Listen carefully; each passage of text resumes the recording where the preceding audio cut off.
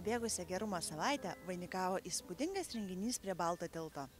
Renginio metu Neries krantinę papuošė įspūdinga širdis. Taip pat buvo siekiama pagerinti rekordą, tai yra sudaryti gyvą širdį iš žmonių. O visa tai buvo įprasminta bendradarbiaujant su Rimanto Kaukėno fondu, skirtų padėti onkologinėmis ligomis sergantiems ligoniukams.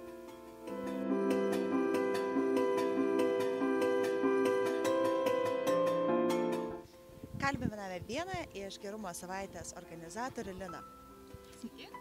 Galbūt jūs galėtumėt papasakoti plačiau apie tą idėją, kaip jinai kilo?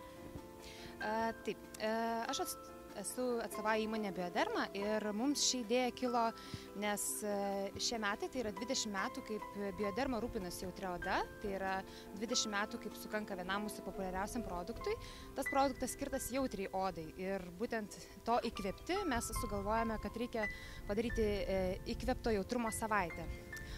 Su Rimanto Kaukėno fondu mes jau bendradarbiavome šiek tiek anksčiau ir būtent pratęsdami tą gražią draugystę nusprendėme, kad visą tą savaitę dedikuosime šio fondo viešinimui, skleidimui, padėti rinkti aukas vaikučiams ir tiesiog visą savaitę skiriame tam.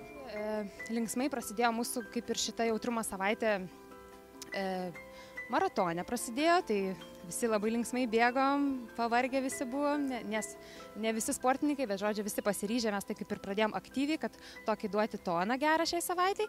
Ir toliau turėjom tokią kaip postitų akciją, tai irgi vienas turbūt iš tokių labai pozityvus dalykas. Facebook'e dalinamės širdutėmis iš postitų, tai sulaukėm labai įvairių žmonės. Turėjom vieną netgi žmogus iš vinių sukalė širdį, mergina buvo iš batelių padarė širdį, tai tiesiog tikrai linksmos nuotraukos, žmonės originalūs ir visai kaip. Tai irgi buvo toksai kaip idėja dalintis tą širdutę ir kaip žinia apie Kaukėno fondą. Kaip jums šiandieninė diena ir kaip jums šita akcija? Be galo pozityvi, labai nuotaikinga, daug šypsenų, daug energijos ir taip šiaip labai patiko. Labai. O kaip teko sužinoti apie šią akciją? Kadangi esu labai aktyvi ir ištikima Biodermos produktų vartotoja, tai sužinojau per Facebooką, per puslapį. Tu šventė, labai geras oras, atėjau, sudalyvavau, labai buvo smagu.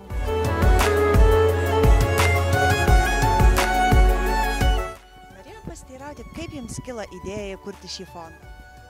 Tai pagrindinė idėja buvo įkurti šį fondą Rimanto Kaukėno, visiems žinomo krepšininko. Tuo pačiu viena iš steigėjų buvo Lietuvos krepšinio federacija. Manau, kad šiais laikais sunku surasti šeimą, kurios nebūtų palietusi šitą sunki liga.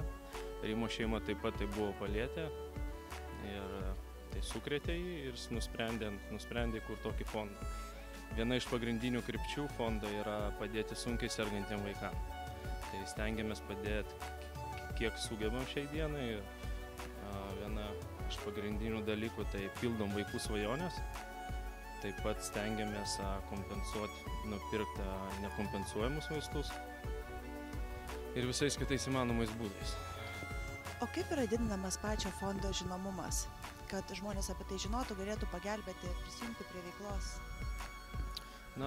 Stengiamės visais būdais, tai yra ir žiniasklaida, tai yra, jau nežinau, per 2-3 metus buvo tikrai begalė renginių, tai yra Kęstučio Navicko badmintono turnyras. Jeigu kalbant apie pačius ligoniukus, ar jums teko organizuoti jiems kažkokių pramogų, arba galbūt tai yra dar ateities planuose tik tais? Taip teko. Šį antradienį, šią savaitę, mes kaip tik lankėmės Santariškių vaikų ligoninėje pas ligoniukus. Mes jiems organizavome tokią kaip ir popietę su magu. Norėjome šiek tiek praskaidrinti jų tą visą dieną, šiek tiek įnešti džiaugsmo, magijos. Taip pat atvažiavome su saldumynais, su balionais, su maikutėmis. Tai tikrai šypsenų buvo ir tikrai jie bent trumpam pamiršo tas savo visas bėdas ir tiesiog pagyveno kažkuom kitu, ne vien tik tai savo ligomis. Jūs žadat prisidėti kada prie savanorių, ar šiaip planuojate atlikti kažkokius darbus pagelbinčius šiam fondui? Taip, iš tikrųjų, kaip ir smagumynais, kaip sakant, šventėm, bet labai įdomu yra sužinoti apskritai, kad tokie fondai egzistuoja, nes aš apie tai nežinojau. kad tu gali dalyvauti, prisidėti ir tai nėra tiek ar tai, kas yra labai daug ir tu to negalėtum, arba atkreipti dėmesį į tas problemas, kurios yra remiamos. Šiaip taip, čia yra ne tik kad smagu, bet ir rimta.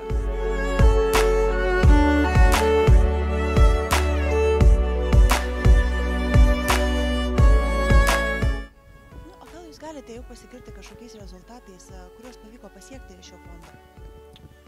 Na, mes esame išpildę turbūt, bijau pameluoti, 50-60 vaikų svajonių.